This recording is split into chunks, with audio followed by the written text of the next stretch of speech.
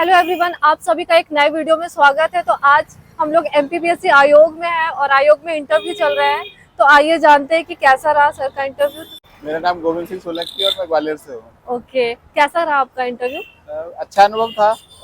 14 number था तो थोड़ा समय इंतजार करते समय ज्यादा गुजर गया। वैसे ओके अनुभव अच्छा था बोर्ड का। ओके, जैसा कि आपका पहले भी इंटरव्यू ले चुके हैं, तो आपका भी अनुभव कैसा था इंटरव्यू का और किस बोर्ड में था, अ, कैसे क्वेश्चन पूछे गए? मेरा बोर्ड के जो चेयरपर्सन है श्री राजेश लाल मेहरा जी के बोर्ड में था।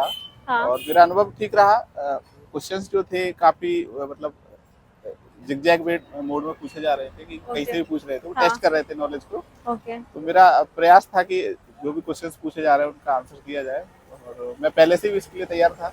हाँ हाँ। तो मेरा अनुभव ठीक रहा। आपकी हॉबी से क्वेश्चन थे? जी बिल्कुल, मेरी हॉबी श्री रामचरितमानस से एक मैडम थी, उन्होंने काफी पूछे थे कि आप इंजीनियरिंग बैकग्राउंड से है, श्री रामचरितमानस पढ़ते हैं, ये हॉबी कैसे हो सकती है। हाँ हाँ। तो मैंने बताया कि जब भी मेरे को समस्याएं आती हैं, जब भी मुझे कुछ दिक्कतें होती है तो मैं यहीं से प्रेरणा लेता हूँ और इन्हीं की चौपाइयों को गुनगुनाता हूँ। तो बोला क्या अच्छा लगता है। हाँ। तो फिर मैंने चौपाइयाँ बताई, जैसे तपबल रचय प्रपंच विधाता या कर्म की है सिद्धांत है। हाँ। फिर उन्होंने सीता जी की जो अग्नि परीक्षा थी उसके हाँ। बारे में पूछा कि क्या वो सही थी या नहीं थी। तो मैंने बताया कि श्री रामचरितमानस के अनुसार वो एक लीला थी। हाँ हाँ। तो लगभग सेटिस्फाइड देखी। फिर दूसरे सर थे, उन्होंने जनजाति और उनके बारे में पूछा कि जनजाति महानायक जो हुए मध्य प्रदेश में हाँ उनके हाँ। नाम और क्षेत्र बताइए।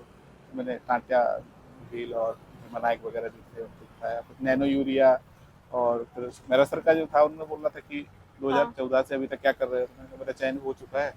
तो विकास खंड अधिकारी क्या काम है, अभी क्या कर रहे हो और आपका विजन क्या है। विजन तो क्या? फिर मैंने वृक्षारोपण का बताया कि वृक्षारोपण हाँ। मेरा एक विजन है।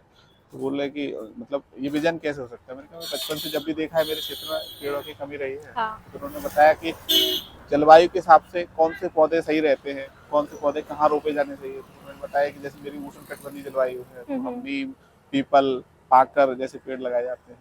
तो बोल रहे थे कि कौन से ऐसे पौधे हैं जिन्हें फॉरेस्ट डिपार्टमेंट ने जो विलुप्त प्रजाति उसकी श्रेणी में घोषित कर रखा है। तो मैंने सॉरी बोल दिया। तो बोला ठीक है। आपके होम टाउन से क्वेश्चन पूछे गए जहाँ से? जी नहीं, मेरे होम टाउन से नहीं पूछे गए। ओके। जी। और करंट अफेयर्स में कितना क्या कैसे पढ़ के जाना चाहिए? करंट अफेयर्स में जो बेसिक्स बड़ी बड़ी हेडलाइन है, खासकर जो पॉजिटिव न्यूज है, जो इंस्पिरेशनल न्यूज है, वो ज्यादा पढ़ के जानी चाहिए। क्योंकि वो पूछते हैं कि आपको आज के पेपर में ऐसा क्या लगा जो आपको सबसे ज्यादा प्रेरणादायक देता है। या अगर जैसे कि फॉरेन मिनिस्टर की भी हाल ही विजिट हुई थी, तो अभी कहाँ पर है वो, या अमेरिकन इलेक्शन चल ही रहे हैं तो वो पूछ ही लेते हैं उनसे चीजें क्या है। तो इस तरीके की मतलब जो बड़ी बड़ी इश्यूज है और खासकर जो 4-5 दिन से लगातार चर्चा में है, तो उनको मुझे लगता है कि पढ़ के जरूर जाना चाहिए। मतलब न्यूज़पेपर मस्ट है। बिल्कुल पढ़ के जाना चाहिए और खासकर ऐसी न्यूज जो लगातार चर्चा में है उनको पढ़ के जाना ओके। चाहिए। अभी प्री आ रहा है, 16 फरवरी को प्री की डेट आ गई है, तो उनके लिए कुछ बोलना चाहेंगे कि प्री में किन बातों का ध्यान रखें? आपने इतने सारे प्री निकाले, बैक टू बैक सिलेक्टेड है आप। प्री के लिए मैं फिर कहना चाहूंगा कि आप अपने ऊपर विश्वास करें। जो आपके क्वेश्चंस है, जो आपको आ रहे हैं, ऑप्शन देख के आपको पता है कि आपने पढ़े हैं, हाँ। कहीं ना कहीं आपने पढ़े हैं, वो आपसे गलत नहीं होने चाहिए। क्योंकि अगर आपने वो गलत कर दिया तो यानी आपने खुद से किसी को मौका दे दिया आपसे आगे बढ़ने के लिए। बिल्कुल। वो अगर आप 100 में से अगर 50 या 55 क्वेश्चन भी आपसे बन रहे हैं, मुझे लगता है वो आपका सिलेक्शन करा देंगे। क्योंकि बाकी में 2 में डाउट या 3 में डाउट से हो जाता है। और यकीन मानिए मेरे 80 से नीचे कभी नंबर नहीं आए, लेकिन मुझे 50 से 55 से ज्यादा क्वेश्चन कभी नहीं बने। जो बाकी थे वो सिर्फ और सिर्फ अंदाजे और अनुमान के आधार पर ही लगाए। लेकिन जो 55 या 60 जब भी बने, वो मैंने कभी गलत नहीं हुआ। मेरा एक भी क्वेश्चन ऐसा नहीं हुआ कि जो मुझे आ रहा था और मैंने गलत कर दिया।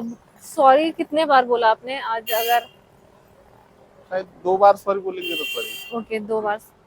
और बोर्ड मेंबर का रवैया कैसा था? मतलब आपको इंटरव्यू देके क्या लगा कि कैसा गया आपका इंटरव्यू? मुझे लगा एक पॉजिटिव एटीट्यूड था बोर्ड मेंबर्स का। और मैंने भी प्रयास किया कि एक सकारात्मक माहौल बना के रखूं। और जो भी पूछा, जैसे उन्होंने बोला कि आपने इंजीनियरिंग क्यों की, हाँ। मैंने कहा मेरा शुरू से ही था। तो बोला प्लान बी था क्या आपका ये? मैंने कहा जी में मेरा प्लान बी था। क्योंकि इंजीनियरिंग आपने की है तो निश्चित तौर पे इसमें 25-30 लाख तक का पैकेज है और यहाँ तो इतनी सैलरी भी नहीं है। तो मैंने सीनियर से जो सलाह ली थी और मेरे पास 2 ऑप्शन थे, या बीएससी या इंजीनियरिंग। तो मैंने इंजीनियरिंग इसलिए चुना कि मैं प्लान बी लेके चल रहा था। और क्या बोलना चाहेंगे स्टूडेंट को कि ये जर्नी बहुत लंबी होती है, तो थोड़ा सा कुछ भी मोटिवेशन के लिए कुछ बोलना चाहे या चौपाई कोई बोलना चाहे? जी जैसे कि श्री रामचरितमानस में कहा गया है कि कर्म प्रधान विश्व करे राखा, जो जैसे करे सो तस फल चाखा। एक और कहिए कि को न काउ सुख दुख करदाता, निज कृत कर्म भोग सब भ्राता। यानी आप जैसी मेहनत करेंगे, जैसा आप कर्म करेंगे, निश्चित तौर पर आपको सफलता मिलेगी। मेरे भी जो अनुभव रहा है और जो मेहनत रही है काफ़ी लंबी रही है, 7-8 साल लग गए मुझे यहाँ तक पहुँचने में। तो ये कोई ऐसा नहीं है कि मुझे थाली में रख के मिला है, मेहनत मैंने की है और मुझे विश्वास है कि आप करेंगे तो निश्चित तौर पर सफल हो जाएंगे। Thank you so